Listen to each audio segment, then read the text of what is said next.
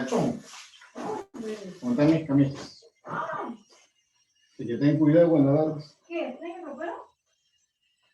¿Talla 6 qué edad? ¿Qué tal? Ah, esto debe ser para 3 años. 5 años, ¿no?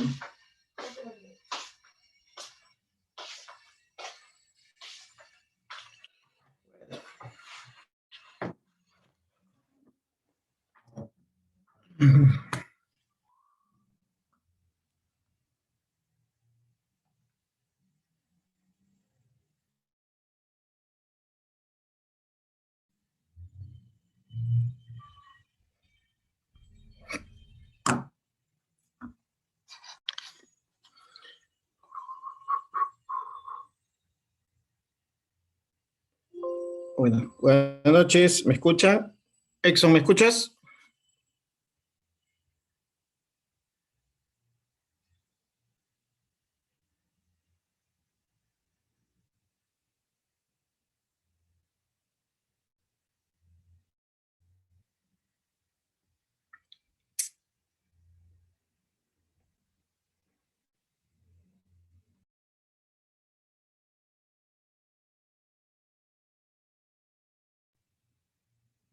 Exxon, confirma si me escuchas.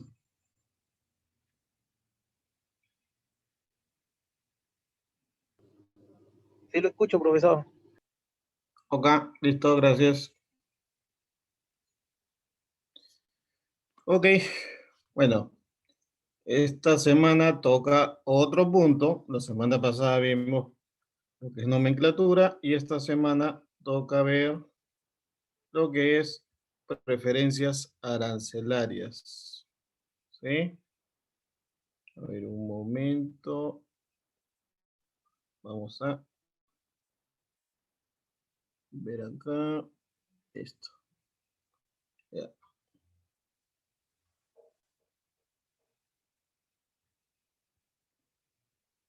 ¿Llegan a ver la pantalla? Exxon.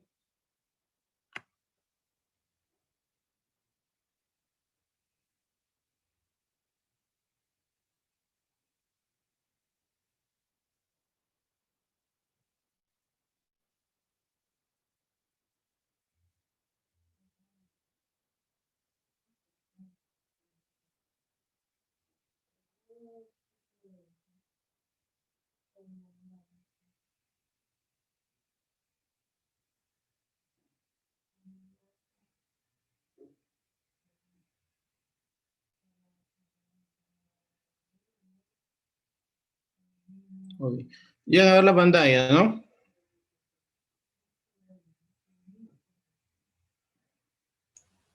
Sí, profe.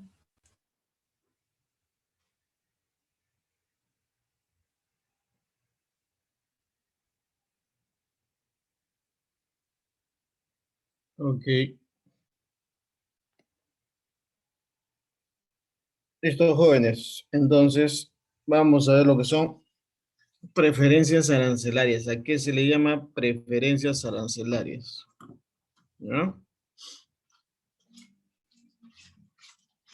Vamos a ver lo que es, se refiere también a lo que son los TLCs y las preferencias arancelarias, ¿no? Lo que son los tratados de libre comercio, ¿no? Que según ahí lo que tienen en la pantalla, hay firmados con 78 economías del mundo, siendo los principales lo que a continuación están en su pantalla, ¿correcto? Hay TLC o Acuerdo de Complementación Económica con la Comunidad Andina, con Estados Unidos, Canadá, China, Singapur, ¿no? En bloque de países con la Unión Europea, con Mercosur, ¿no? Por citar los más importantes, ¿correcto? Pero para entender, antes de preferencia, debemos entender qué es un TLC, ¿correcto? Entonces, ¿qué es un TLC? Como son las siglas. Un tratado de libre comercio es un acuerdo integral firmado por dos o más países, o entre un país y un bloque de países con el fin de establecer reglas claras y transparentes de intercambio comercial, fomentando el comercio al reducir las barreras de acceso a los mercados de cada país. ¿Correcto?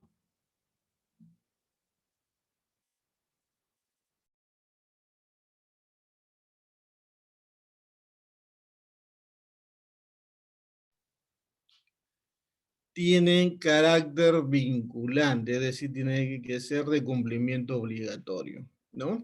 ¿Cuál es el objetivo?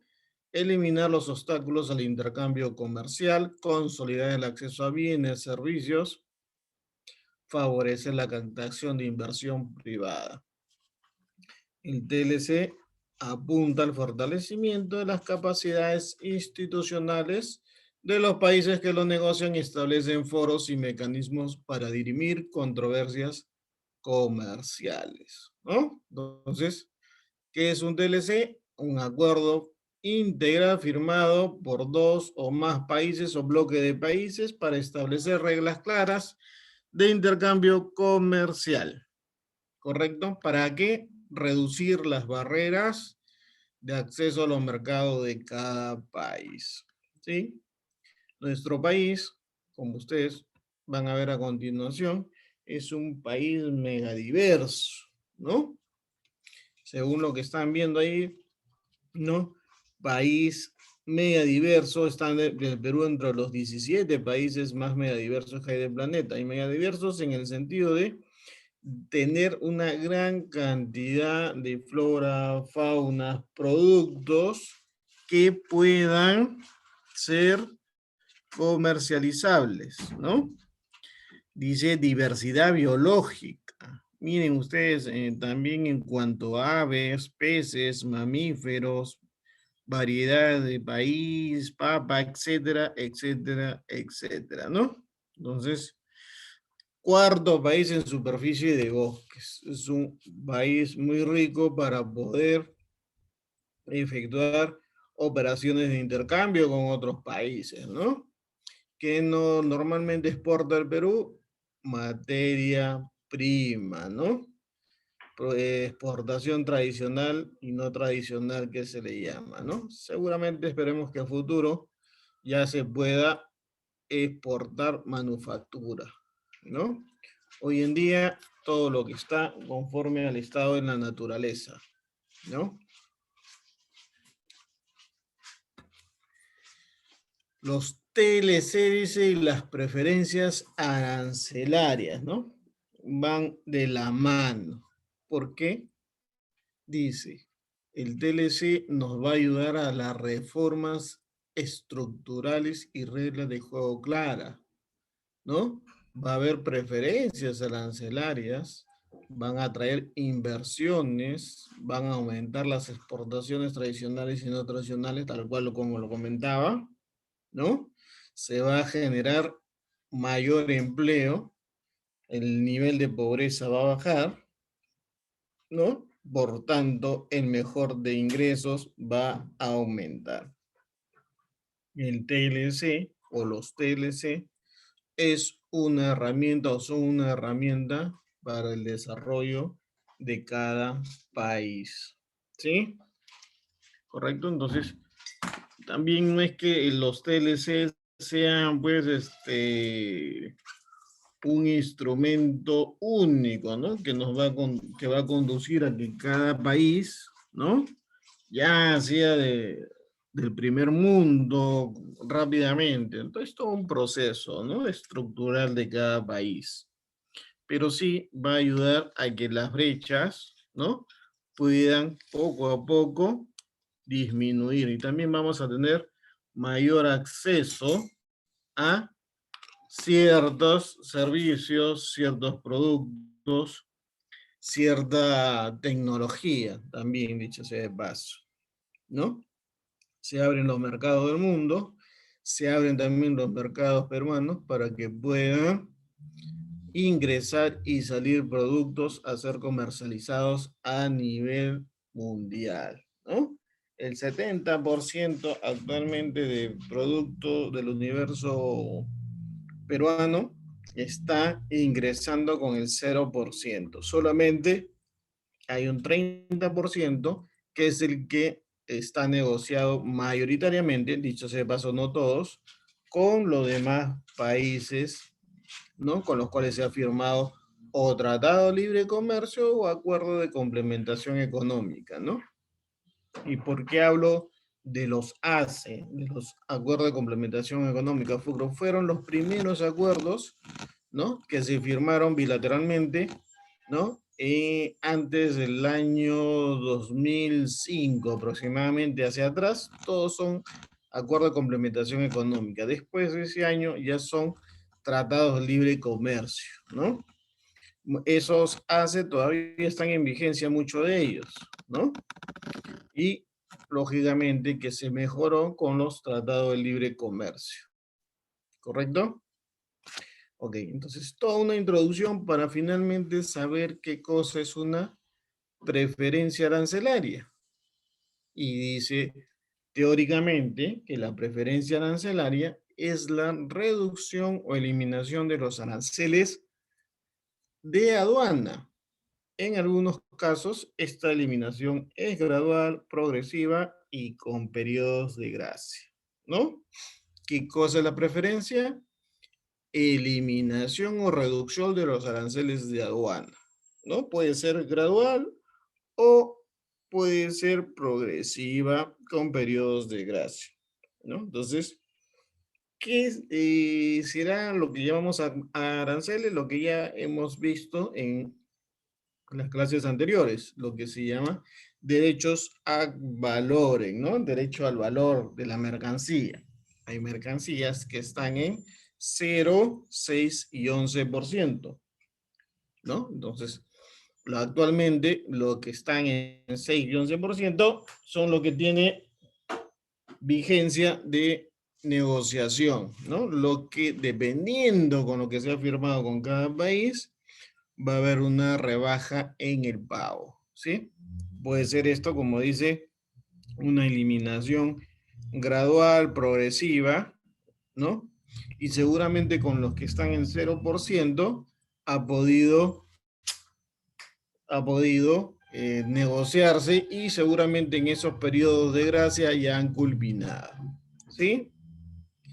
Ok, no olvidar, preferencia arancelaria, reducción o eliminación de los aranceles de aduana. Llámese lo que fuera derechos ad valorem, ¿no?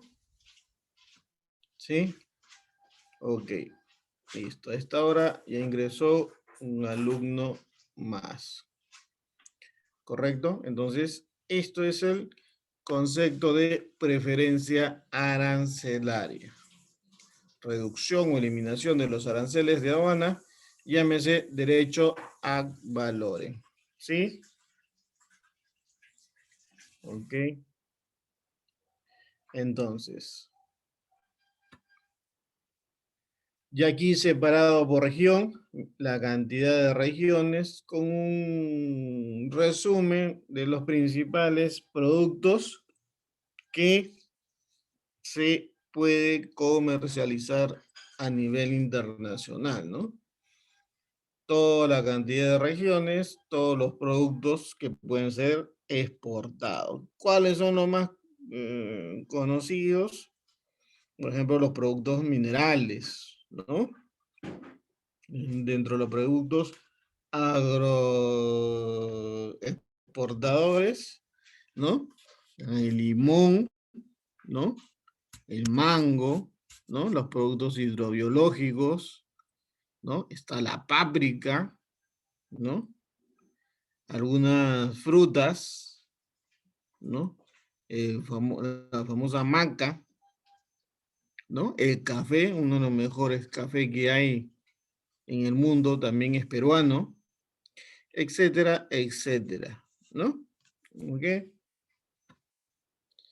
Listo, entonces las preferencias arancelarias, dice, pueden ser bilaterales o multilaterales, ¿no?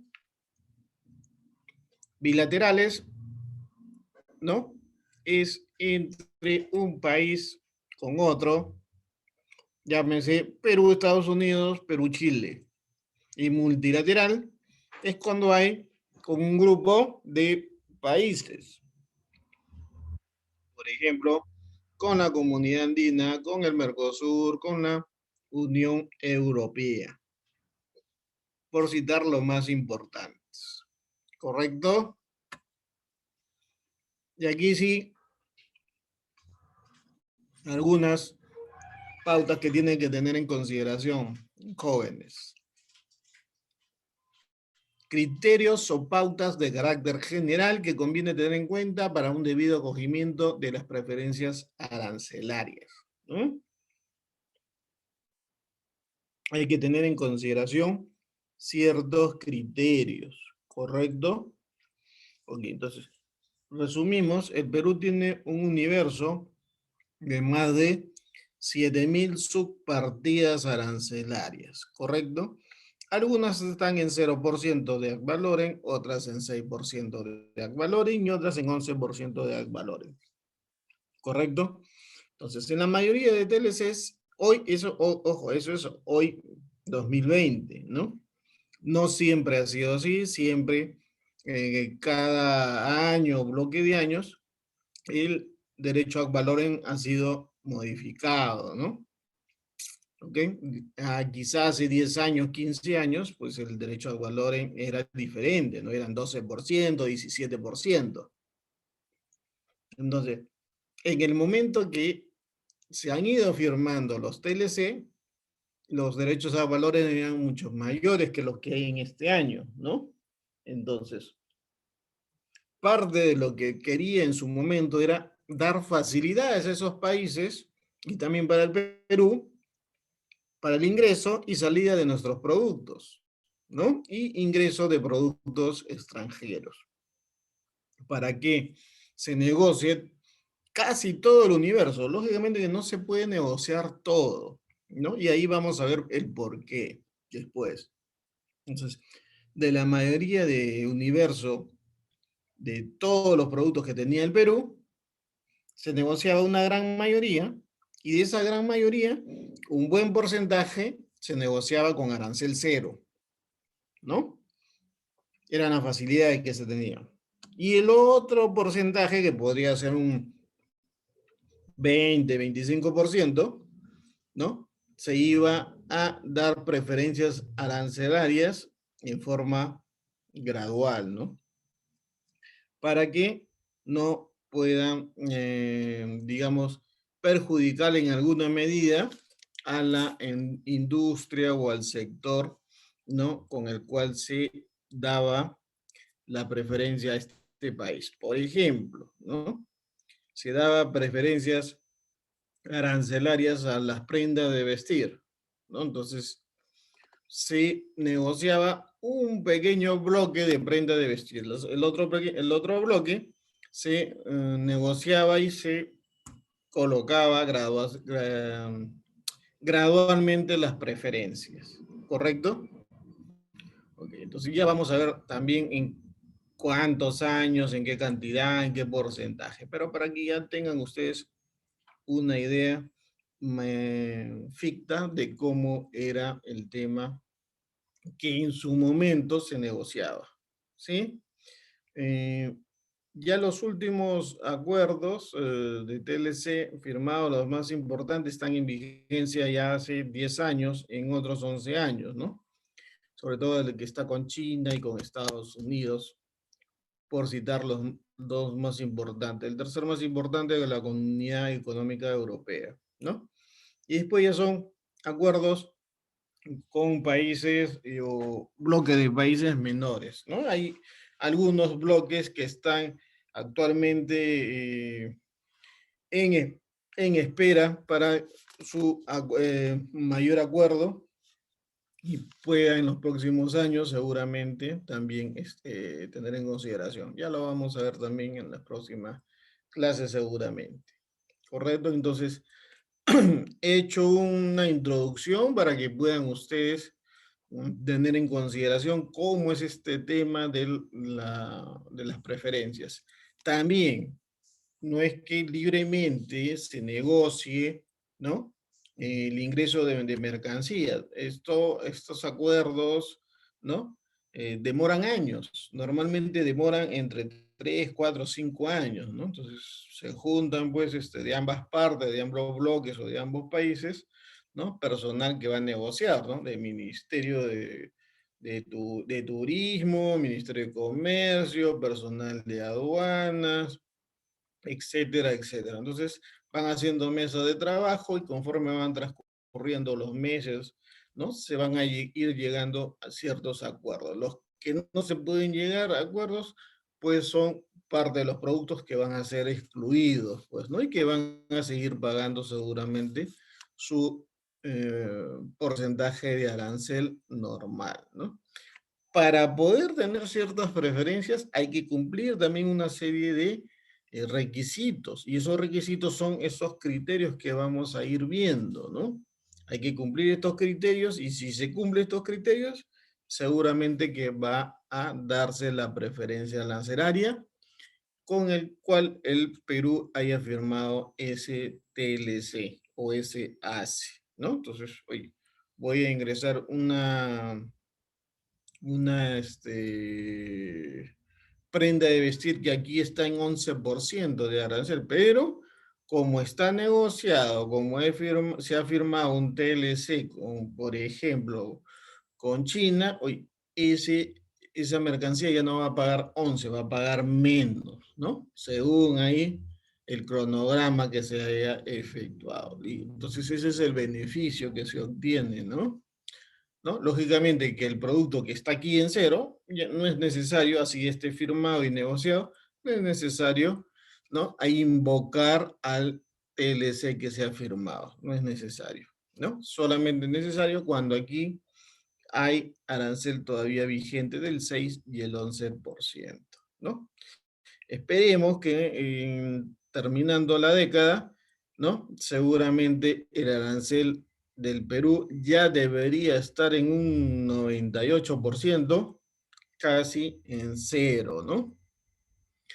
¿Ok? Listo, entonces vamos a ver el primer criterio general que hay que tener en cuenta para el acogimiento de las preferencias arancelarias, ¿ya? Dice, primer criterio, las mercancías deberán haber sido negociadas. No se olviden que por algo está en color rojo, ¿ah? ¿Ya? Las mercancías deberán haber sido negociadas. Traducción, es decir, deberán estar expresamente incluidas en los listados de degradación que contienen los márgenes de preferencias arancelarias otorgadas por cada país parte de un TLC. No todo el universo arancelario será necesariamente objeto de negociación, debido a sensibilidades propias de cada país.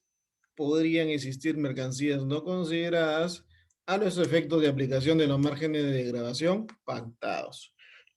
Como les indicaba, ¿no? Hace un momento, ¿no? No todo el universo arancelario va a ser acordado en la firma del TLC. Cuando habla de sensibilidades, habla efectivamente de alguna parte, de algún sector económico sensible, sobre todo el sector del agro, ¿no? Es un sector bastante sensible y mayoritariamente siempre es excluido de este sector de los TLC, de los acuerdos, ¿no? Para no afectar a los agricultores, ¿no?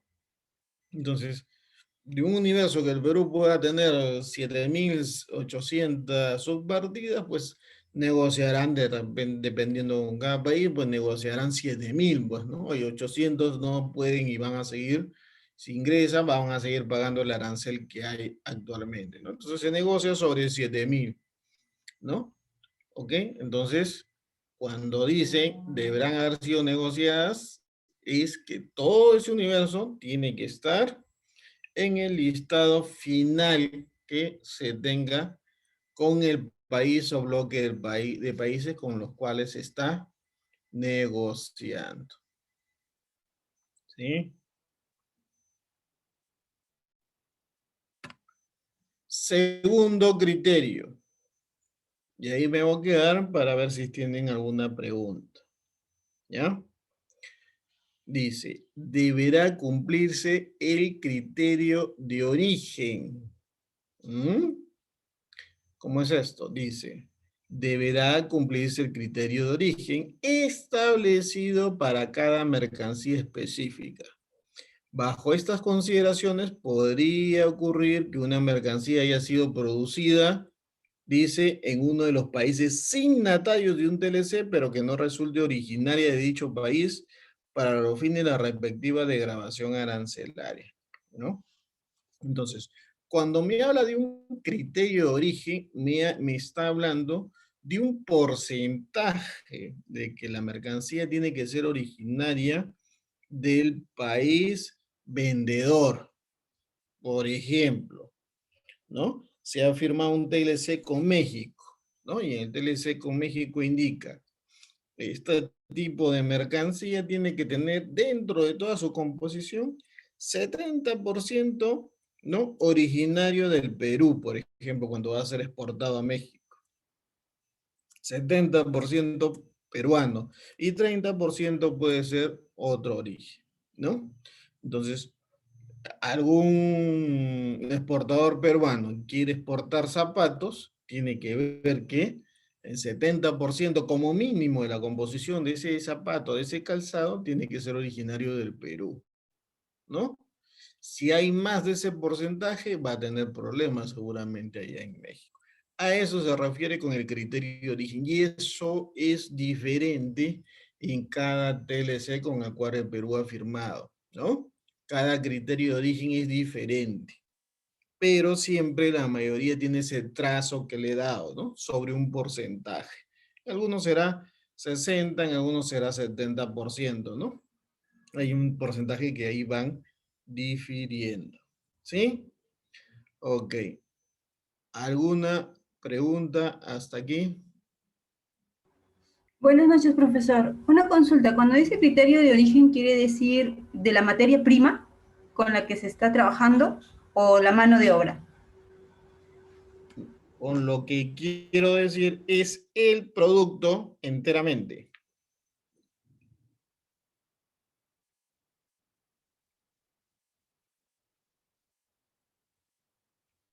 Acá no hay un tema de mano de obra, acá es el producto en sí.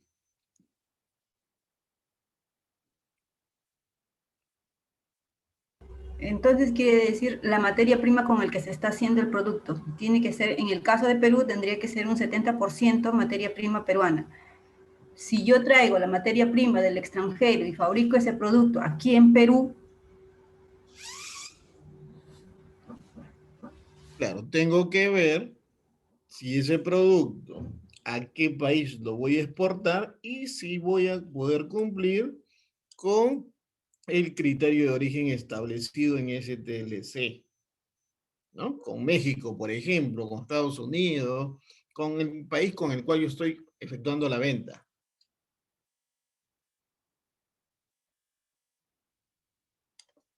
Entonces, hay que estar muy al detalle con estos datos, ¿no?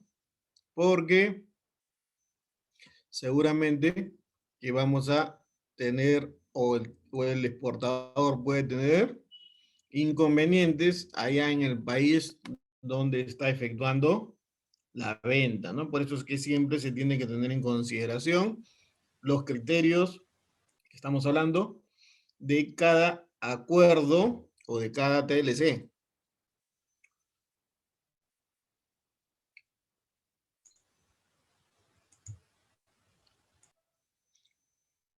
Alguno dirá, pero ¿quién va a investigar si ya me están pidiendo 65% y yo tengo 60%? No hay problema, yo le pongo nomás 65%. Sí, seguramente alguien no serio podrá hacer eso, ¿no?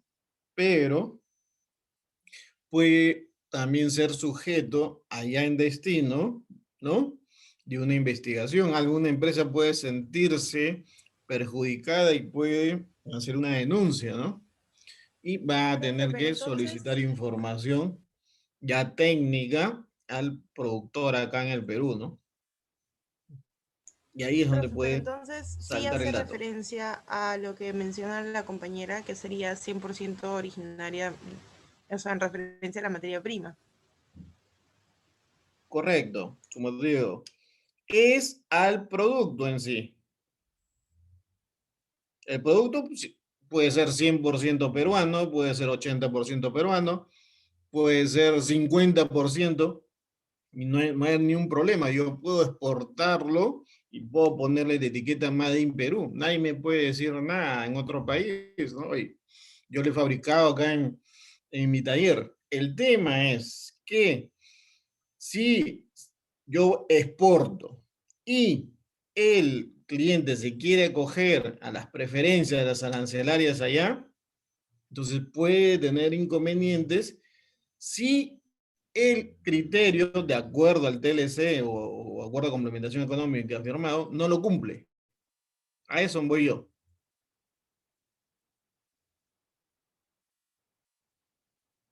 Es al revés.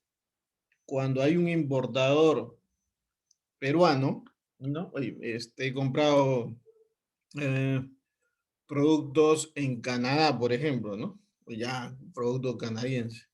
¿Qué dice en el criterio de origen? ¿No?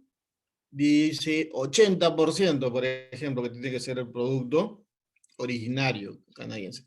Y si el producto es menor, pues no podría acogerse a ninguna preferencia arancelaria, ¿no?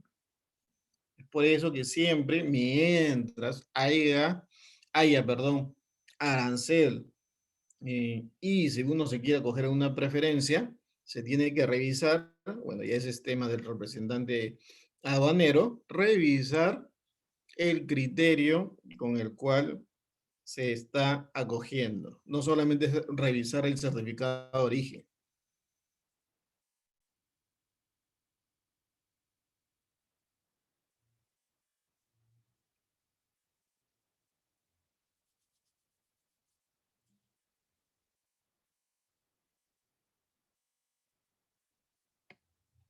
Si quedó la duda o está la respuesta, por favor me avisan. Si no, damos otro ejemplo. Todavía me queda la duda si es con respecto a la materia prima o es con respecto a la fabricación del producto, porque si yo traigo la materia prima del extranjero, pero lo fabrico en Perú y lo exporto a otro país, ¿sigue siendo 100% peruano? Por el hecho, así el hecho sea de que la materia prima sea extranjera. A ver, creo que no me dejo entender, me parece. A ver, en lo que respecta al criterio de origen, ¿ya? Para que un producto sea aceptado, tiene que cumplir un requisito básico, y es que el producto de la materia prima, bueno, por eso lo van a colocar ahí en cada TLC o en cada acuerdo, está, mejor dicho, colocado, para ser originario del Perú, ¿no? El TLC con México, el producto tiene que tener 70%, ¿no? Ser originario del Perú en cuanto a materia prima. Ya está, más directo no lo puedo hacer, ¿no? Entonces, sí, es un producto que tiene 70% de materia prima peruana, 30% de materia prima colombiana.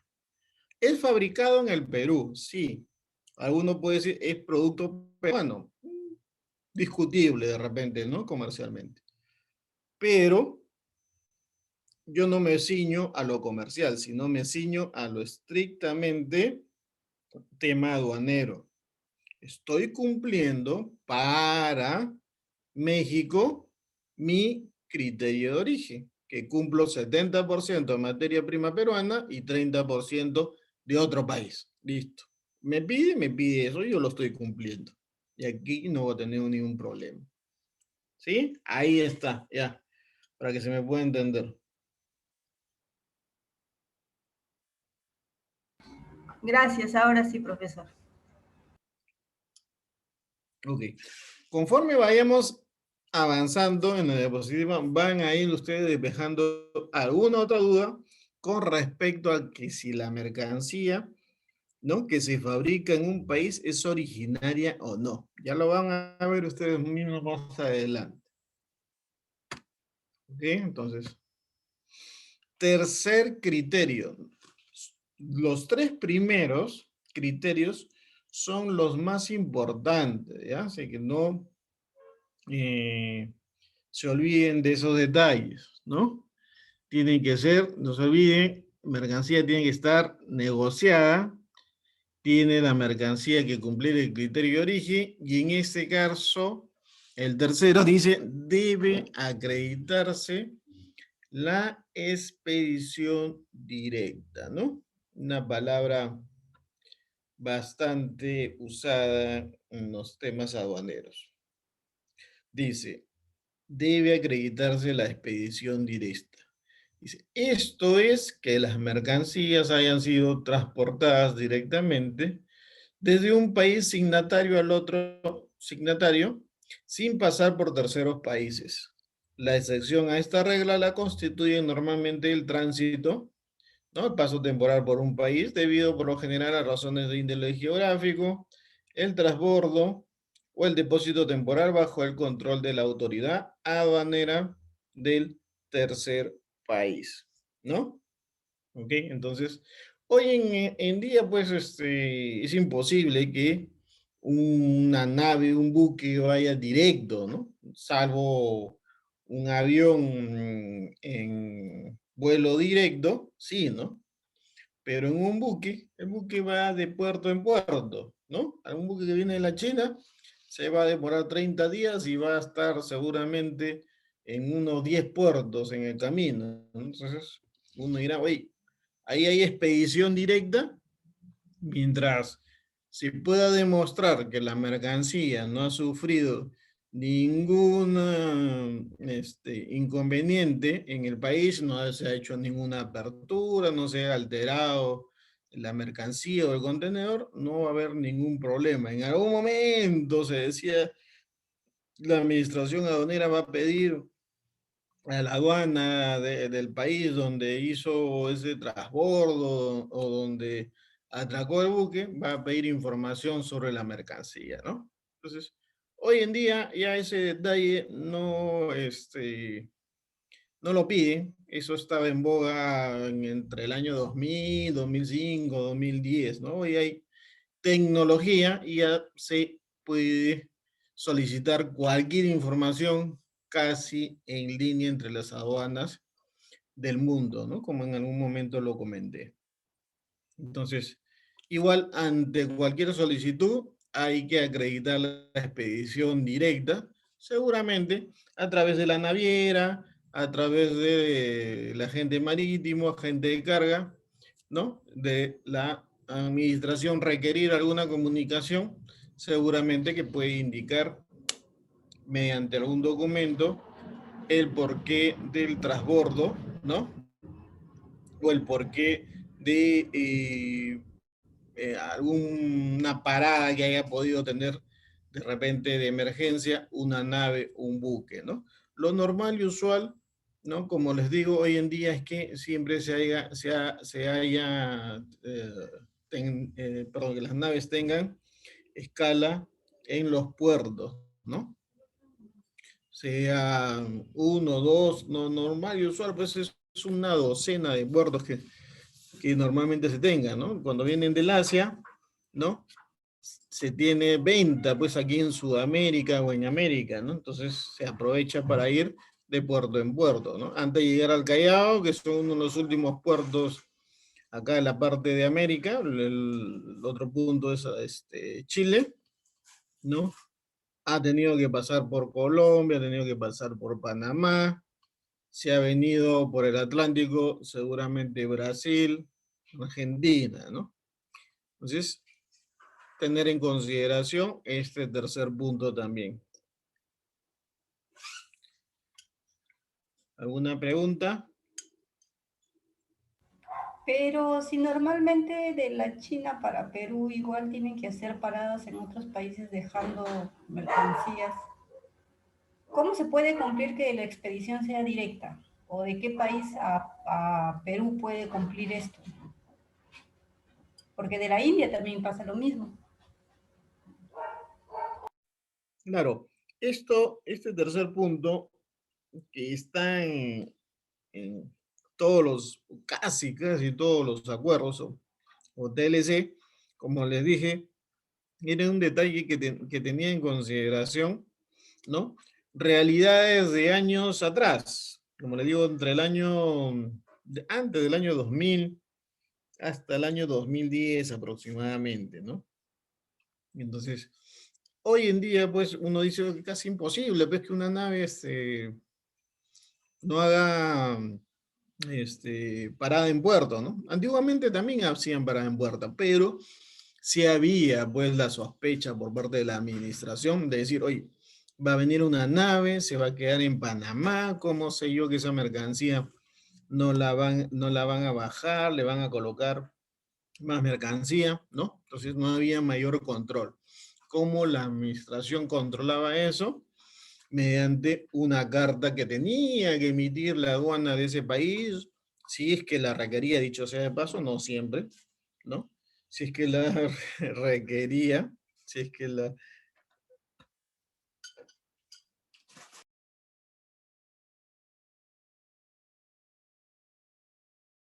si es que la aduana la requería en su momento, ¿no?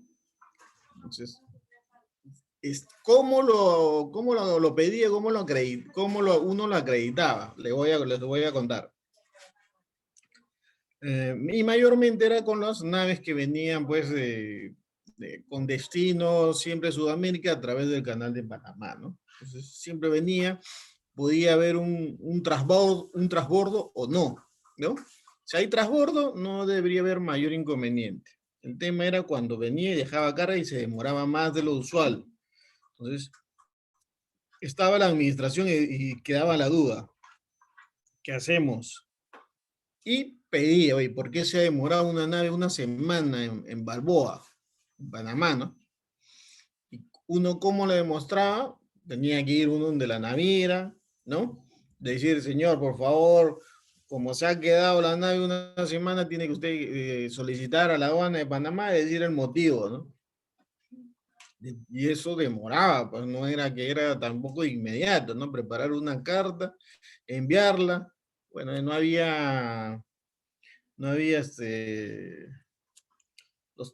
redes sociales, ¿no? Lo que había era fax, ¿no? Había fax que mandaban la carta y se sustentaba ante la administración. Hoy en día, como le digo, ya menos mal que ese tema está casi superado, pero ahí está, el criterio está y si está para cumplirse. En algún momento la administración solicite a un importador a través de su agente de aduana, seguramente que va a tener que solicitar a la aduana respectiva donde la nave ha coderado, ¿no? Una documentación vía seguramente correo electrónico que pueda acreditar que la mercancía no ha sufrido ninguna alteración, ¿no? A eso voy. O sea, en realidad no es que no tenga que llegar a ningún puerto, sino que llegue la mercadería intacta, ¿cierto? Correcto. Tiene que llegar la mercancía. O sea, ¿cuál es la máxima que tiene la administración? O sea, ¿cuál es el cuidado que tiene la administración? Mercancía que es despachada de cualquier país con destino al Perú, ¿no? Tiene que llegar tal cual como fue despachada, sin ninguna alteración. Y alteración cabe el término que se le llama, ¿no? Intacto, el tema de precinto, estado de la mercancía, ¿no? No haya ninguna manipulación.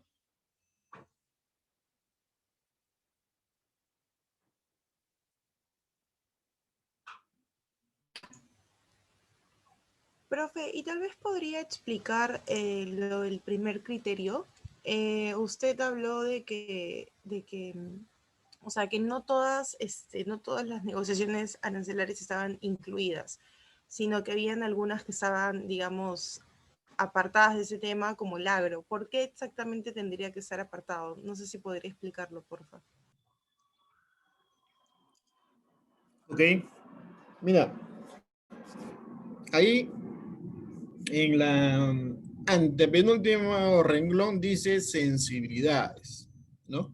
Yo puse un ejemplo del agro porque, a ver, mayormente, ¿cuál es uno de los sectores que se afecta más y donde puede sentirse vulnerable la población? Pues es el agricultor peruano, ¿no? Uno de los sectores mayormente empobrecido, porque el tema del agro no es un tema que con el transcurso de los años, pues, los gobiernos se hayan preocupado, ¿no?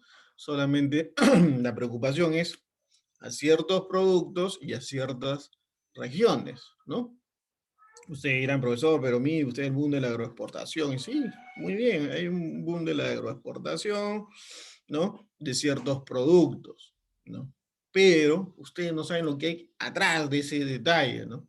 Entonces, ahí lo dejo porque si no me voy a ampliar en estos temas, ¿no? Entonces, eh, para ir netamente al sector vulnerable del agro, es un sector que no tiene los precios. Si alguien quiere exportar, y hay muchos agricultores que desean, pues no tienen los caminos o tienen precios irrisorios que le pagan, ¿no? Y sin embargo, si el Perú seguiría firmando DLCs o acuerdos de compensación económicas con países con los cuales estos países podrían enviar también productos agrícolas, ¿no? Así como el Perú tiene papa, tiene cebolla, hay otros productos que también otros países tienen. Imagínense que puedan ingresar de otro país. Seguramente ingresan, pero en una menor proporción, porque cuando ustedes van a comer alguna, ¿cómo le podemos decir? Alguna franquicia extranjera, sus sándwiches, su pollo, ustedes se van a dar cuenta que las papas, no sé si se le han dado cuenta, tienen otra forma, tienen otro corte y tienen otro sabor. Esa papa no es nacional, esa papa es extranjera, pero ya es un producto que está casi procesado, dicho sea de paso, porque vienen unas papas precocidas. Imagínense que vinieran papas, ¿no? Vinieran papas no sé, de otro país y el Perú tiene acá la cantidad de mercancía, de papa como para exportar en gran medida, ¿no? Entonces, es por eso que dentro del sector agrícola es un sector bastante sensible, ¿no? Y así como el sector agrícola, también hay sectores, ¿no? O subsectores que son sensibles. Uno de ellos, por ejemplo, no todo, pero algún universo de prendas de vestir, por ejemplo, son productos que también son sensibles. Por eso que esos productos, cuando van a ingresar del extranjero, tienen tasas bastante altas, un 11%, tratando de proteger acá al sector nacional, ¿no? A eso se refiere con sensibilidades.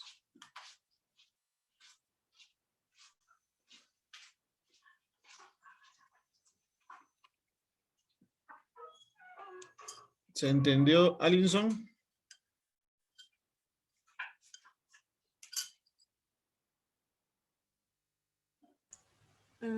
O sea, sí, no, entiendo que sería pues porque es muy variable ese mercado, ¿no? En plan, A ver, por la mano de obra y porque pueden haber varias opciones, ¿no? a ver, voy a ir ya a la parte social. No quería tocar porque me iba a expandir. El tema mayoritario cuando habla de sensibilidades es un tema social, ¿ya? Si ustedes se han dado cuenta, hace unos días hubo protestas en toda la costa por el tema del agro, ¿no? O lo que dije es correcto. Hay cantidad de población que vive en una pobreza tremenda. Imagínense que ingrese productos agrícolas en Perú. Es prácticamente los precios irrisorios que en buena parte a los productores se les paga, ya no tendrían competencia con lo que ingresarían de afuera, ¿no? Porque aquí van a venir seguramente a las tiendas, a los grandes market, ¿no? Ya, llámese Plaza Vía, Totus, etcétera. Entonces, los pocos productores que puedan colocar los productos nacionales ahí se verían seguramente perjudicados, ¿no? Es un tema sensible, pues un tema social mayormente, ¿no? Que va a impactar negativamente en la comunidad. Entonces, para ello, siempre no se negocia el 100%. Siempre Perú va con todo el universo, ¿no? Pero siempre se termina sacando un buen porcentaje de ese universo, ¿no? Y lógicamente que cada país lo hace, ¿eh? No es solamente el Perú. También otros países, oye, este de aquí tampoco lo voy a negociar porque también nosotros tenemos nuestra parte social o sensible, ¿no? Entonces, si tú vas con tu producto, me vas a perjudicar en esta industria, ¿no? Oye, ya está bien. O de repente quieres entrar, pero tu tasa va a ser bastante alta, ¿no? Entonces, son temas que en las mesas de conversación van saliendo conforme van pasando los meses, ¿no? Entonces, lo que les digo es que en una mesa de negociación duran, por eso dura el tiempo que les indiqué, ¿no? Duran 3, 4, hasta 5 años han sabido durar un acuerdo de TLC, ¿no? No es un tema que dura ni 6 meses ni un año. Es un tema bastante complicado, ¿no? Tengo conocidos de la aduana que en su momento también formaron parte de una mesa de negociación. No, es duro de negociar 6 meses, negociar algunos temas técnicos, me dicen, con los chinos sobre todo, ¿no? Entonces es un tema bastante tedioso.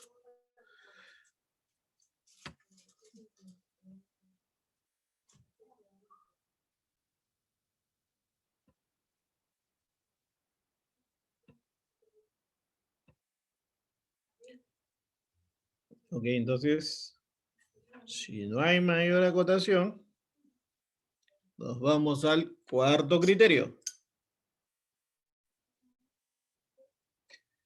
A ver, ¿quién está aquí? A ver, Alison, si me ayudas con ese cuarto criterio. Vale.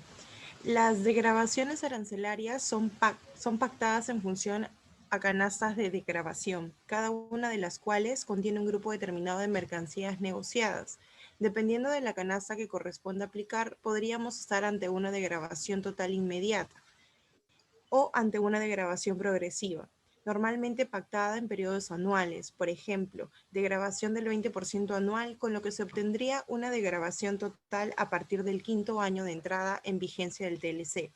Por lo general, cada nuevo nivel de degravación arancelaria empieza a ser computado a partir del 1 de enero de cada año calendario.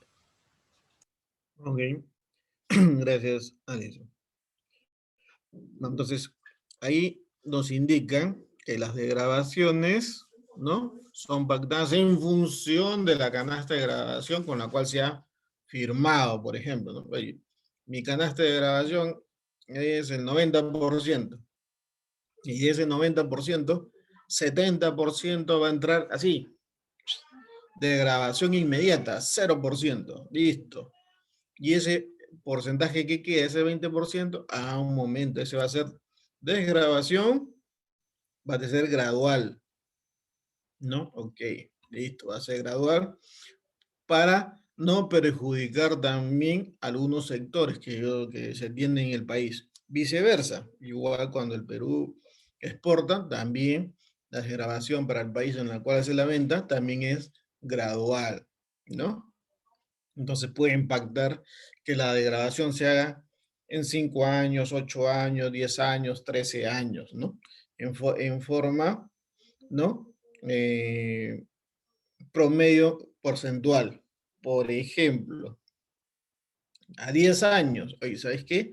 En 10 años se va a desgravar, ¿no?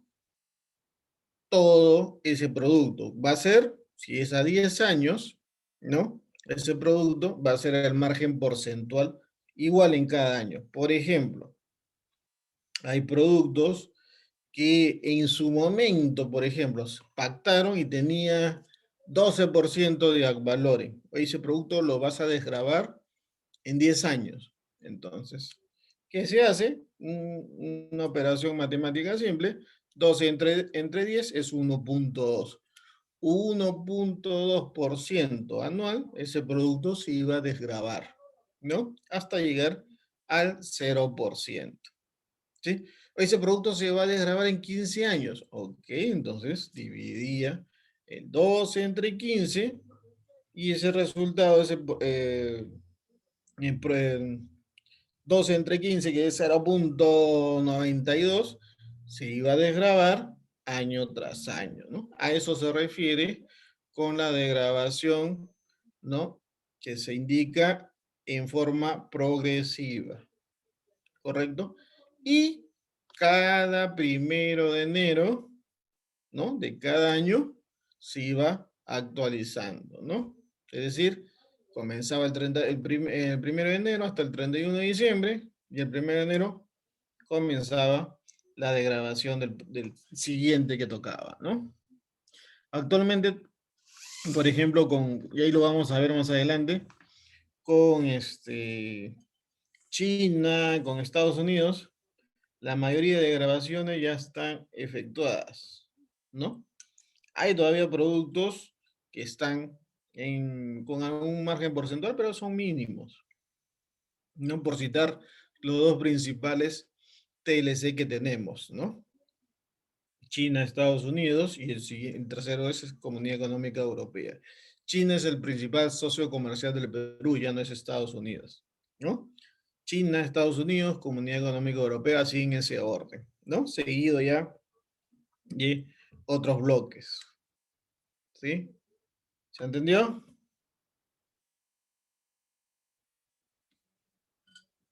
Pero, ¿y cómo se le aplicaría al producto que se va a exportar? Ahí es donde van a hacer el restante de la desgravación. A ver, y eso lo vamos a ver ahí más adelante. Cuando se negocia, dos países, por ejemplo, México y Perú, ¿no? Entonces, Perú va a negociar un universo de la canasta de las mercancías, ¿no? A una tasa de grabación de una cantidad de años. Eso lo hace el Perú para los productos que ellos van a exportar. El Perú va a exportar. Y a su vez, México también negocia. Y puede negociar con una desgravación de años diferente. No necesariamente va a ser igual. ¿Ya? Si bien es cierto, van a negociar ambos países, cada uno va a tratar de sacar el máximo provecho para su bienestar, ¿no? El Perú, oye, con México ya tengo 6.000 subpartidas negociadas, ¿no? Va a entrar 6.000 productos del Perú, van a ingresar a México. Van a tener una desgravación con México diferente a la que México tiene cuando ingresa al Perú, ¿sí? Digamos que son características similares, pero nunca van a ser idénticas, ¿ya? La explicación que se da acá con las canastas de grabación son para los productos que van a ingresar al Perú.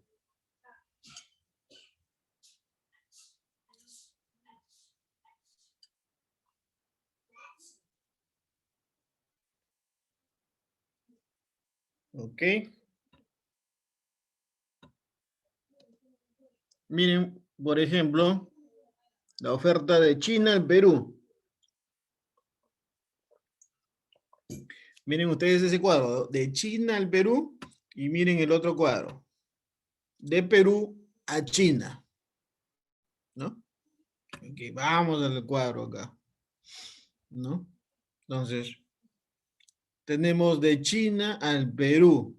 Dice que hay de un total de 7.758 líneas arancelarias que le llaman, se han excluido 422, ¿no? De 6 a 17 años de grabación es el 22%, y de 0 a 5 años el 73%, que ya esto se firmó el año 2010, entonces ya esto ahorita ya está en vigencia, los primeros ya están en, ese 73% ya está en 0% ahorita, actualmente.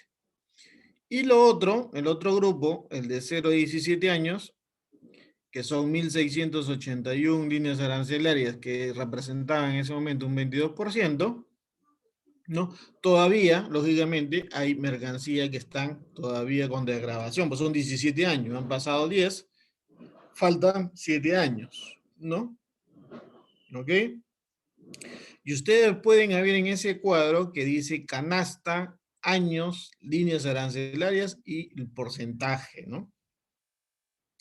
¿Por qué ponen canasta A, B, C, D? Eso va a depender de cada TLC y de cada acuerdo firmado. Algunos le ponen letras, otros le van a poner letra con un número, y eso es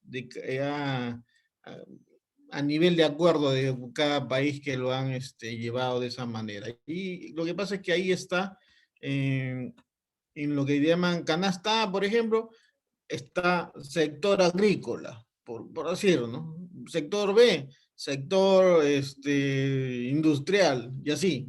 Cada letra va a representar un sector, ¿no? O un grupo de sectores. Años son los años de degradación arancelaria. Miren ustedes, va desde 0 hasta los 17 años. En ese momento, cuando iba a entrar en vigencia este TLC con China, ya el 61% entraba con 0%, ¿no? Esa es la oferta que daba China al Perú en ese momento. ¿Y la oferta del Perú a China? Ahí está. Era muy similar, ¿no? Igual va de 0 a 17 años, y los porcentajes están ahí, similares, ¿no? Para China era 22%, para el Perú va a ser 16%, ¿no? ¿Cuánto entraba al 0%? Ustedes van a ver acá, un 62%, muy similar a lo que era lo de China al Perú, ¿no? Y aquí ven ustedes, miren, justo lo que les hablaba, ¿no? Letras con números aquí, ¿no? De grabación todavía hay productos que están con desgrabación, ¿no? Por una larga data todavía aquí. 17 más 10 años todavía. Son muy pocos, pero van a estar por varias cantidad de años, ¿no? Esto es un resumen, por ejemplo, ¿no? De lo importante que es el Perú con China, ¿no? Por eso lo he sacado en este cuadro, para que ustedes tengan en consideración ello. Quinto criterio a tener en consideración. Dice, las preferencias arancelarias normalmente se aplican sobre un arancel base, normalmente vigente a la fecha en que se culminó la negociación del TLC del que se trate. Debido a que estos procesos son por lo general largos, podría ocurrir que el margen aplicable de degravación en un año determinado resulte aún superior a la tasa arancelaria nacional común. Este supuesto ocurre no con poca frecuencia, dada la tendencia progresiva a una reducción de aranceles que se ha experimentado y se viene experimentando en el país, ¿no? Por ejemplo, esto cuando se firmó en el año 2010 con China, ¿no? El arancel base era el arancel que en ese momento estaba vigente, ¿no? De repente, en el 2005 que comenzaron las conversaciones, el arancel promedio pues era un 25%. Y al final, después de 5 años, el arancel era un 15, 17%, pues se había reducido, ¿no? Comenzaron discutiendo con un arancel más alto y terminan con un arancel mucho más bajo. Finalmente, ese arancel vigente a ese año donde va a ya entrar en vigencia el acuerdo, ese es el arancel que se ha tenido que tomar en consideración, no el inicial, sino el arancel final, ¿no? Es por eso que el último dice, ¿no? Que esto ya ocurre, ¿no? Porque hay una progresiva reducción de aranceles, ¿no? Y aquí hay un cuadrito, por ejemplo, ¿no? Donde hace mención a ciertos aranceles, ¿no? Imagínense, un arancel de 19% en su momento, paz, ¿no? Ya con la firma del TLC, ese espárrago, por ejemplo, congelado, se iba al 0%, ¿no? Como ejemplo solamente.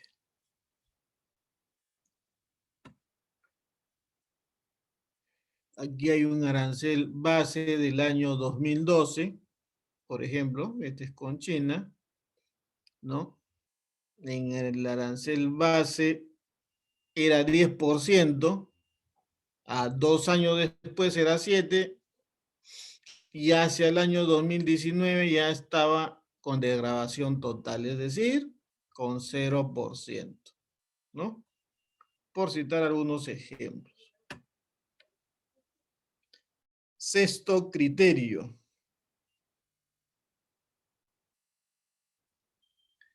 Dependiendo del mecanismo de acreditación de origen del que se trate, podríamos estar ante un sistema de autocertificación en el que el fabricante exportador o incluso el propio importador podría expedir un certificado de origen. Por ejemplo, el TLC con los Estados Unidos. Ante un sistema de certificación mediante entidades autorizadas en el país de exportación, por ejemplo el TLC con China, o ante un sistema mixto que permita la autocertificación de ciertos exportadores autorizados por el gobierno del país de exportación, como la certificación a través de entidades autorizadas en dicho país, ¿no? Entonces, este punto 6 nos habla de 3 temas sobre la acreditación de origen, ¿ya? Normalmente, cuando se firma un tratado de libre comercio, un acuerdo de complementación económica, ¿cómo se acredita el origen? Normalmente se acredita con el origen con lo que se denomina un certificado de origen. Y dependiendo los acuerdos, estos van a ser emitidos por algunas entidades autorizadas, pueden ser algunos importadores, etc., etc., etc. Entonces, viene, por ejemplo, mercancía, Estados Unidos o de Canadá, por ejemplo, ¿no? Entonces, si viene mercancía de Estados Unidos, ya ustedes saben, ¿quién puede expedir ese certificado de origen? Puede ser el fabricante, exportador o incluso el mismo importador. Este TLC con Estados Unidos es un TLC bastante especial, ¿no? Por ser bastante práctico, ¿no? Este con el de Canadá son bastante prácticos, ¿no? Lo normal y usual que antes de este que estaba en vigencia es que los certificados de origen lo tenían que emitir las autoridades que autorizaban en cada país, ¿no? Por ejemplo, igual como es con el de China. En el de China lo tiene que emitir entidades autorizadas por el gobierno, por ejemplo, chino, ¿no? ¿Quién lo emite?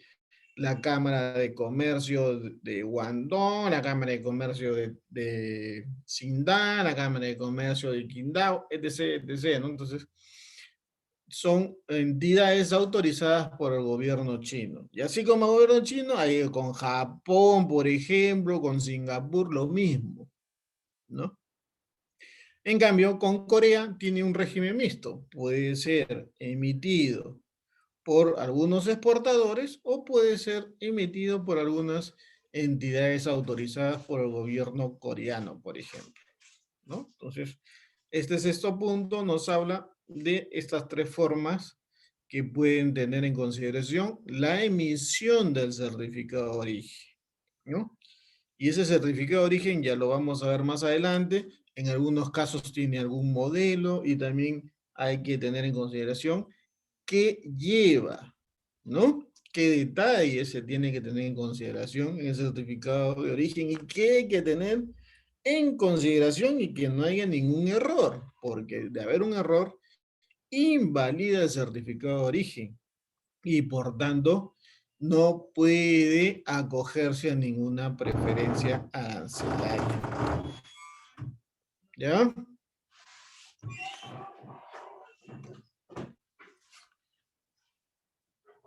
¿Se entendió?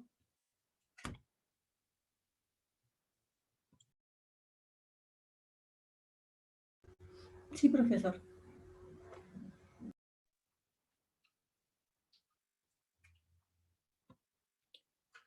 Ok, entonces, un séptimo criterio dice, para cada TLC hay mencionado un código de trato preferente internacional, más conocido como TPI.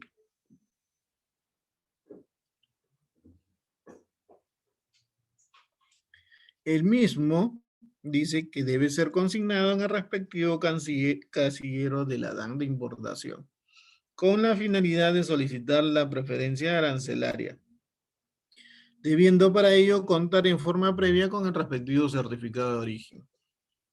En caso, dice, de no contar con el certificado de origen, al momento de la nacionalización, los TLC por lo general prevén la posibilidad de solicitar posteriormente la devolución de los aranceles, adjuntando para dichos efectos el respectivo certificado de origen del que no se dispuso en su momento de nacionalización, ¿no? Entonces, cada TLC tiene un código. Ese código que lo indica en cada tratado tiene que consignarse en la DAN, ¿no? Y ya vamos a ver ejemplos de esos TPI, ¿no? ¿Ok? Entonces dice también, si no tengo el certificado de origen, posteriormente puedo solicitar la devolución, sí, pero tengo que poner ahí en observaciones acogimiento posterior, ¿no? Al Tratado de Libre Comercio respectivo, ¿no? Y después de 2, 3 meses, puedo presentar mi expediente ante la administración, adjuntando el certificado de origen respectivo y solicitando la devolución de los derechos ad valorem pagados en su momento, para que la administración me los pueda devolver.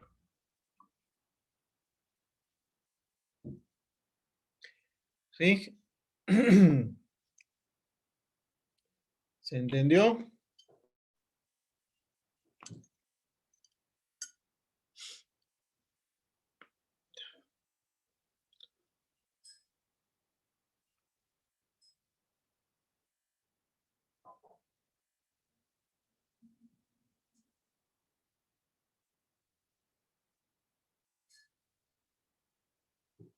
Ok, no hay preguntas. Acá está, para que vean ustedes. Ahí está los códigos, algunos hay que sacar como ejemplos.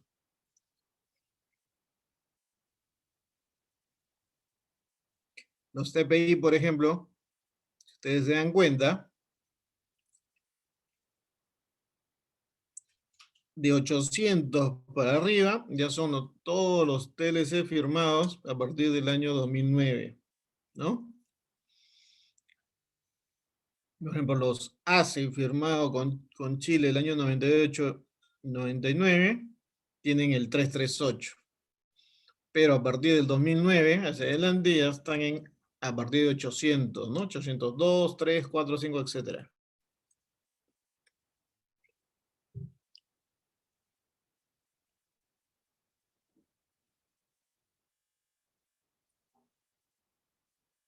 Ese código tiene que consignarse en la DAN. De lo contrario, invalida la preferencia, no se puede acoger a la preferencia. Sí o sí tiene que estar escrito en la DAN al momento que se haga la declaración con toda la documentación. Así es, tiene que estar en la DAN. No solamente eso, tiene que estar también declarado el número de certificado de origen, su fecha de emisión también. Listo, gracias. Hay que revisar el certificado de origen que esté correctamente emitido para que no haya ninguna observación por parte de la administración.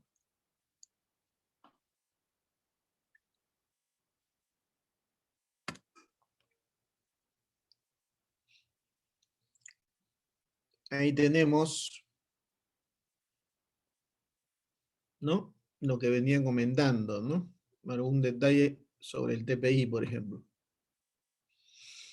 ¿No? La mercancía tiene que estar negociada, la prueba de origen, la documentación. El tema de petición directa en caso la administración lo pide.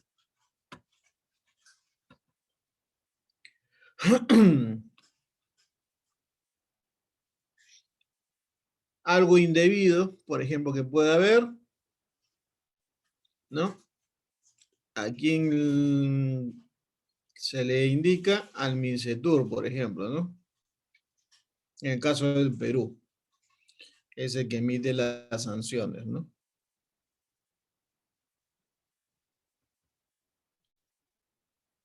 Ajá. Las mercancías que son producidas en nuestro país son siempre originarias del Perú. Eso es lo que les indicaba. A ver, Jacqueline.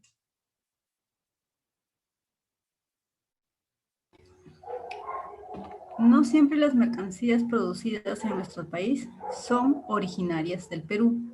Todo depende de los criterios establecidos en los acuerdos comerciales internacionales.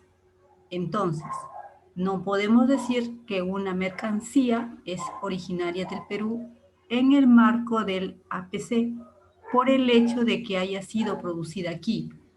Igualmente, si una mercancía es producida en Estados Unidos, no significa necesariamente que sea originaria de ese país. En consecuencia, si algún productor compra algún material en el mercado nacional o de Estados Unidos, debe asegurarse de que la mercancía es originaria a través de un certificado de origen. Correcto.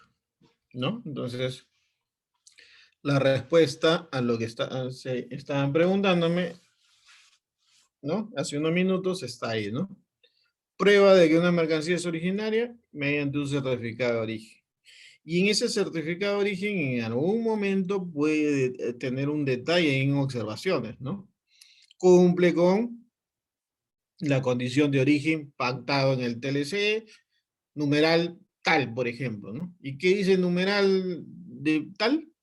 Va a indicar los porcentajes que indican y acreditan que puede ser considerado originario, así tenga tanta cantidad de porcentaje, ¿no? Eso es lo que nos quiere decir.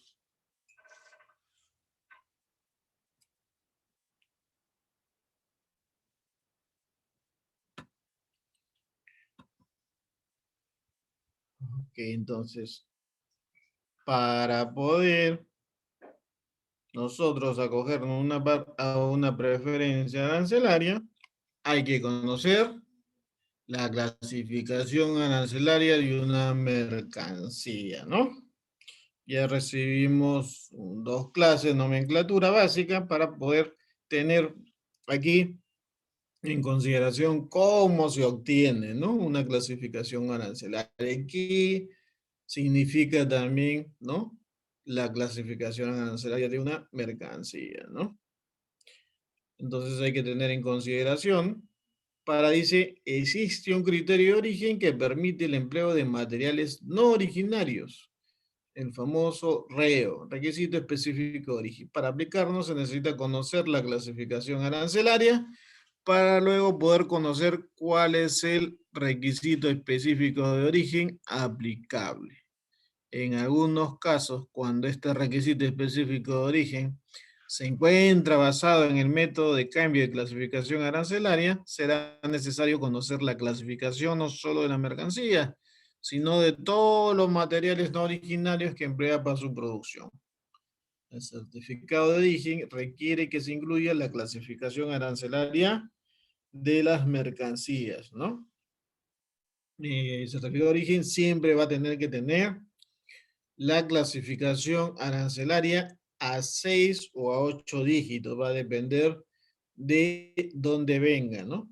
Entonces, lo normal y usual, si viene pues del Asia, de los Estados Unidos, esa clasificación arancelaria va a tener que tener la certeza al 100% con esos 6 dígitos, ¿no? La correlación de esos 6 dígitos debe ser tan igual acá con el arancel peruano, es decir, con la subpartida nacional. Tiene que tener correlación para poder ser válido también.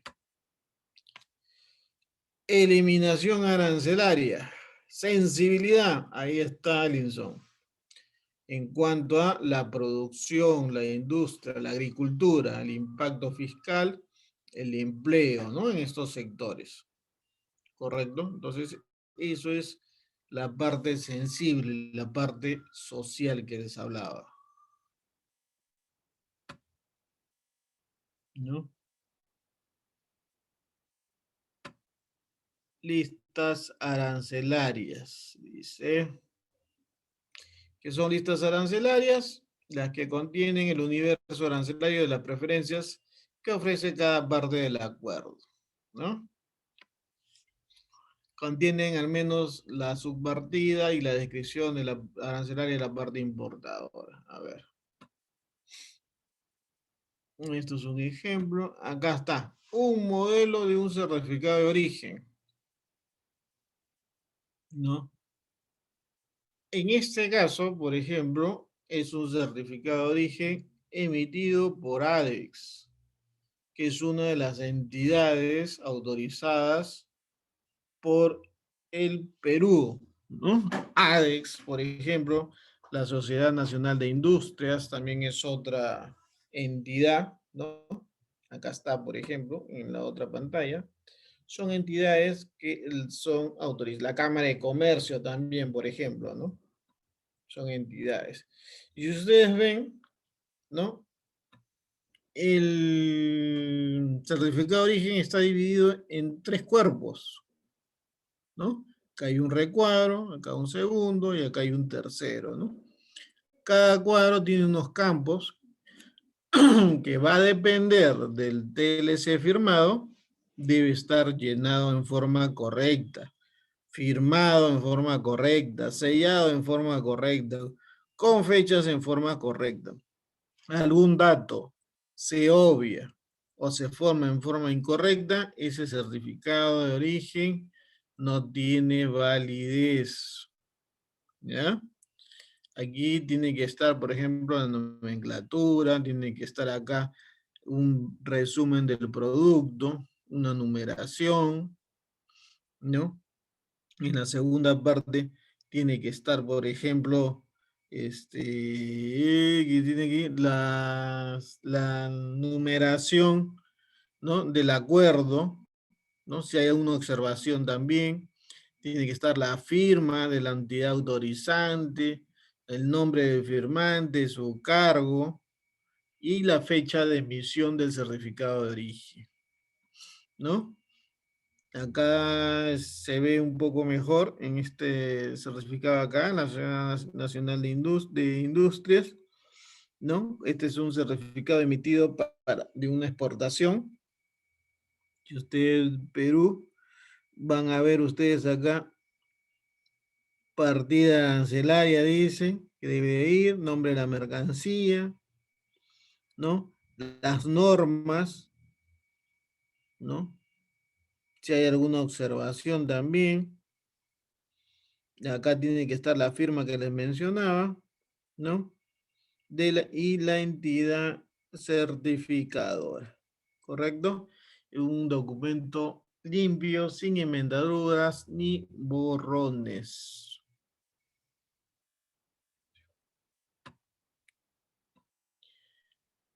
La autocertificación, ¿se acuerda que cuando hemos visto los criterios, hemos visto el tema de autocertificación, ¿no?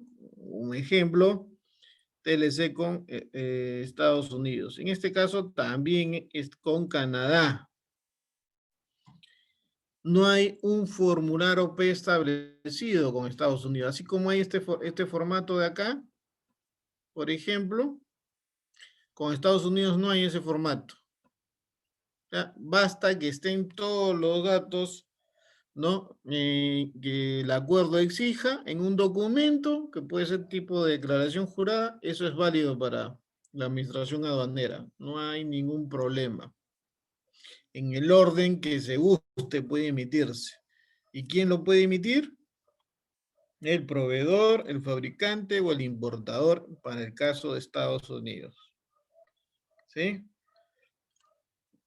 En inglés, castellano, y si es de Canadá, puede estar también en francés.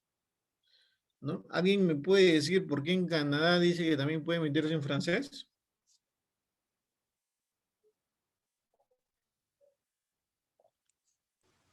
¿Alguien sabe? Porque hay dos zonas, profe. La zona del norte, si no me equivoco, habla francés y la zona del sur, inglés. ¿Y por qué habla francés la zona de Quebec, por ejemplo?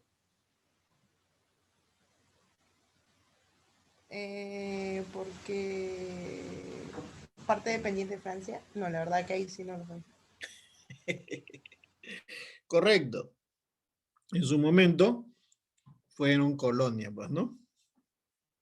Y esa zona, pues, se quedó arraigada el tema del idioma, ¿no? ¿Sí? Entonces, esa es la respuesta. Entonces, tenemos aquí en consideración que tiene 4 años de vigencia desde su emisión. La verdad que, como les vengo diciendo, el acuerdo con Estados Unidos, ¿no? Y sobre todo en lo que respecta a la emisión del certificado de origen, es el más práctico que hay. No hay otro que sea tan práctico. Similar es el de Canadá, ¿no? Pero con Canadá no hay tanto comercio como que hay con Estados Unidos. Es algo bien, bien práctico, ¿no? El acuerdo con el TLC deben ser pues unas 6 hojas, no más, todo el acuerdo. Entonces, con Estados Unidos dice emitido por importador, exportador o productor. Aplicable a uno o múltiples embarques de mercancías idénticas. ¿No? El certificado de origen de múltiples embarques ampara mercancías embarcadas para un mismo importador que se realicen dentro de un periodo de tiempo establecido, no puede ser de 12 meses. El certificado de origen debe amparar solo un tipo de mercancía, ¿no? Algo también bien práctico, dice que un solo certificado puede ser aplicable a uno o múltiples embarques de mercancías idénticas, lógicamente que tiene que ser la misma mercancía, en un rango de 1 a 12 meses y para un solo tipo de mercancía. Por ejemplo, alguien quiere traer, pues, a ver, ¿qué quiere traer alguien de Estados Unidos? Un polímero, ¿no? Puedo usar ese certificado de origen todo el año, ¿no? Lógicamente, porque es un solo producto, un solo tipo de mercancías. Tranquilo, no como los otros TLC que cada vez que se trae mercancía se tiene que emitir un certificado de origen, ¿no? Imagínense, cada vez que se trae un producto, tiene que venir con un certificado de origen nuevo. ¿Mm? ¿Sí? Y con Canadá, lo novedoso es emitir el productor o exportador, ¿no? Aplicable a uno o múltiples embarques de mercancías idénticas. Algo similar al de Estados Unidos. No, sí, no mucho, no completo, pero algo similar, ¿no? Con el Estados Unidos, fabricante, ¿no? Proveedor o importador la emisión. Con Canadá, productor o exportador. ¿Sí? Ok. ¿Qué más tenemos aquí? Dice, excepciones a la presentación de una prueba de origen. La mayoría de acuerdos establece que el importador podrá solicitar la aplicación de preferencias arancelarias para mercancías originarias que no excedan de determinados montos, ¿no? Sin presentar ninguna prueba de origen o presentando una declaración de origen del exportador. ¿Qué tenemos aquí? Reglas de origen. Y aquí ya no son criterios. Ahora aquí vienen una conceptualización que se le llama reglas de origen, que son conjunto de criterios, requisitos y principios que la mercancía deben cumplir para ser consideradas originarias. O sea, algunos me dirán, profesor, un poco complicado, ¿no? Pagar menos tributos. Y actualmente, de repente al comienzo sí, pero dependiendo con qué país uno mayormente se comercialice, traiga sus productos, los venda, seguramente que se le va a hacer un poco más sencillo, ¿no? Mayormente la gente que trae mercancía de China, Estados Unidos, seguramente se le va a hacer más sencillo, más práctico, ¿no? Cada vez que traiga, ya va a saber cómo ir aplicando estas preferencias. De repente no necesita ya del certificado de origen, ya no necesita de que se consigne el DPI, el número de certificado, la fecha, tener en consideración la regla, los criterios, ¿no? Mucho dolor de cabeza, ¿no? Y el producto ya acá en el Perú está 0%, ya no aplica, no aplica. Oye, pero ¿por qué aplica? Uy, el producto acá está en 6, en 11%. Caballero, vamos a ver si es que este producto está negociado. Uy, está negociado al proveedor. Proveedor, mándame el certificado de origen. Entonces, manda con anticipación para que siempre se le dé una revisión, ¿no? Mayoritariamente siempre se recomienda que los documentos estén antes de que lleguen para que se los remitan a su agente de aduana, pueda hacer la revisión de la documentación y no tener problemas, ¿no? Porque el tema es, si hay algún error, solicitar esa corrección a veces demora, ¿no? Demora algunos días, puede demorar más de lo que cuenta y ya a veces con la nave ya cerca, ya no puede hacerse nada, ¿no? Entonces ahí vienen los problemas entre ambas empresas, ¿no? ¿Por qué me lo mandaste muy apretado de tiempo? ¿Por qué no lo mandaste con anticipación? ¿Por qué no lo revisaste bien? Etcétera, etcétera, ¿no? Tener en consideración esos detalles, ¿no? Entonces, nos habla aquí de reglas de origen, conjunto de criterios, requisitos y principios que las mercancías deben cumplir para ser consideradas originarias, ¿no? Ok, todavía está, sí, todavía está. Ok, a ver, Alison, ayúdame con la pantalla, por favor. Lo leo, ¿no, profe? Por favor. Vale, ¿qué son las reglas de origen? Las reglas de origen son un conjunto de criterios, requisitos y principios que se utilizan para determinar el origen de una mercancía. ¿Qué es el origen de una mercancía? El origen de una mercancía es el vínculo geográfico que relaciona a una mercancía con un país determinado, en cuyo territorio la mercancía ha sido producida o ha sufrido un proceso de transformación. Para determinar este vínculo se ha establecido la normativa llamada reglas de origen. Es necesario aclarar que el origen no se encuentra relacionado con la denominación de origen que podría tener una mercancía. Ok, gracias. Ok, ya habíamos indicado conjunto de criterios, requisitos y principios para determinar el origen de una mercancía. El origen está vinculado, ¿no? El origen de una mercancía, perdón, es el vínculo geográfico que relaciona una mercancía con un país determinado, ¿no? En cuyo territorio la mercancía ha sido producida o ha sufrido un proceso de transformación. ¿Ok? A ellos se le ha establecido lo que se le denomina reglas de origen. ¿Ok? Que es muy diferente el origen con lo que es el, entre comillas, se denomina de origen. ¿No? Vayamos de repente, algunos dirán, "Ah, profesor, aquí puede ser que impacte lo que es el pisco, como ejemplo tácito sobre esto, ¿no? Si alguien habla de vínculo geográfico, podría determinarse ello, ¿no?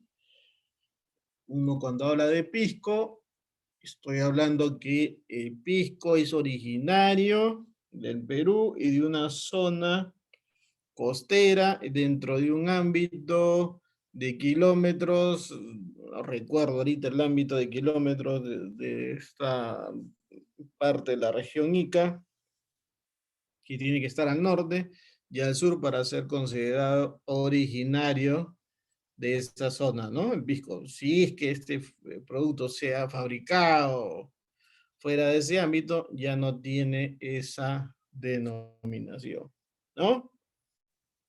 ¿Saben? ¿Sí?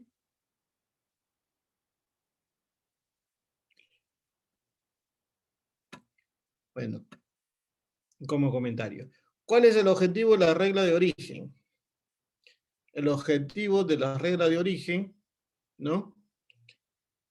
De un acuerdo comercial internacional es garantizar que solo las mercancías que califiquen como originaria de los países participantes de un acuerdo se beneficien del tratamiento arancelario preferencial pactado entre ellos. De esta manera es posible evitar que terceros países, aquellos que no son parte de un acuerdo comercial internacional, se beneficien de preferencias arancelarias que no han negociado a través de una práctica fraudulenta denominada triangulación de origen. Este tipo de reglas resulta estrictamente necesario debido al aumento de acuerdos comerciales internacionales y al empleo de materiales importados en la producción nacional, ¿no?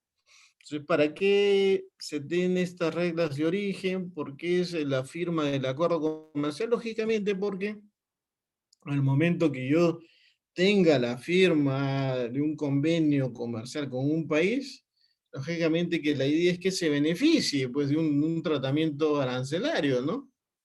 No sea lo mismo, ¿no? La comercialización con aquel que yo no tenga una firma, porque seguramente que aquel que yo no tenga la firma comercial, ese producto va a estar mucho más caro, ¿no? Va a pagar seguramente un impuesto mayor al que yo tenga el convenio o el tratado, ¿no? Entonces, ¿cuál es el tema aquí? Es evitar que se beneficie de estas preferencias arancelarias. ¿Quiénes? Terceros países, ya que pueden haber, dice, una práctica fraudulenta que se llama triangulación de origen, ¿no? Los famosos triangulación de origen, esos que vienen de otro país, van a un tercero, le cambian el empaque y dice Made in, ya está, porque le cambió el empaque nomás, ¿no? Cuando ese producto no es originario. Y hay de esos productos, hay, ¿no?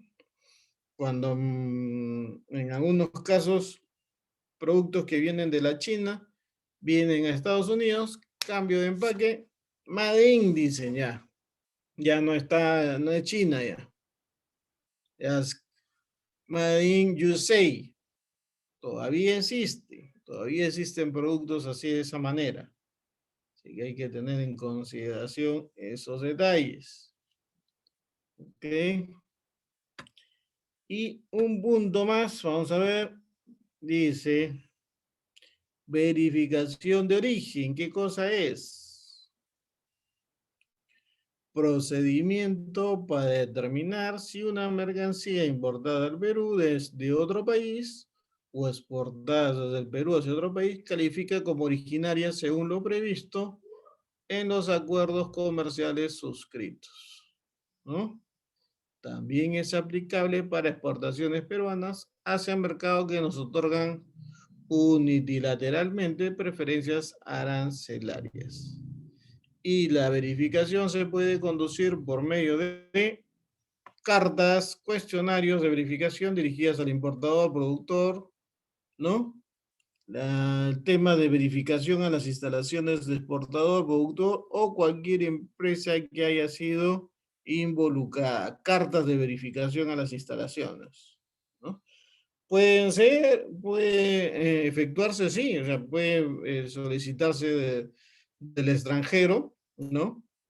Lo que les mencionaba, ¿se acuerda cuando veíamos el tema de porcentajes? Oye, con México, como ejemplo, alguna empresa se cree de repente que tiene viveza y no cumple, pero en el documento le puede colocar que sí. Si alguna empresa en México se siente perjudicada, puede denunciar a su gobierno y su gobierno a través de su aduana puede solicitar esas cartas de verificación, ¿no? O le puede solicitar a la aduana peruana que pueda efectuar ello, ¿no? Entonces, ¿qué van a hacer? Van a enviar cuestionarios de verificación dirigidas al importador, productor o exportador de la mercancía para ver si esas sospechas de origen son ciertas o no.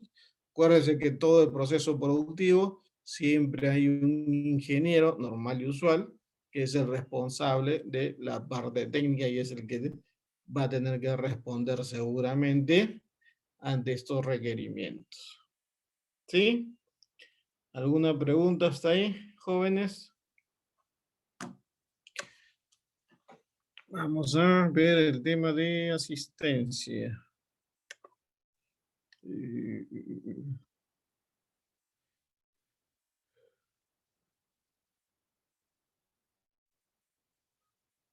Si tienen alguna duda, por favor, hacérmela saber.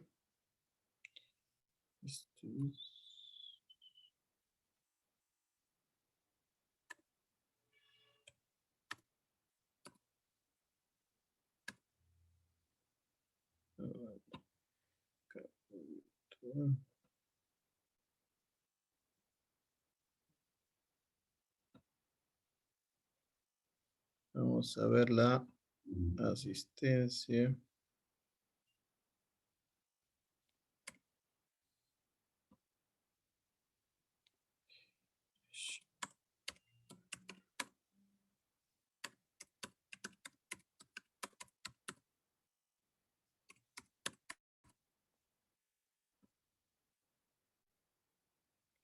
Aquí.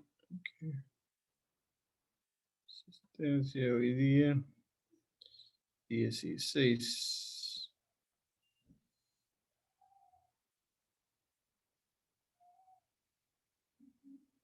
Ok, está.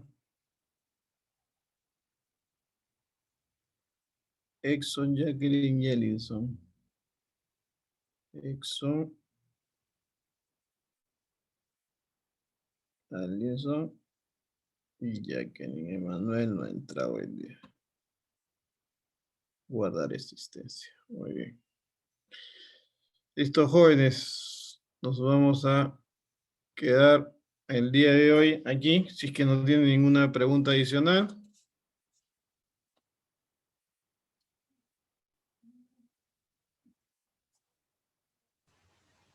Todo bien por mi lado, profe. Correcto, profesor. Gracias. Ok, gracias. Gracias, Nos vemos profe. el día viernes. Cuídense. Un abrazo, jóvenes.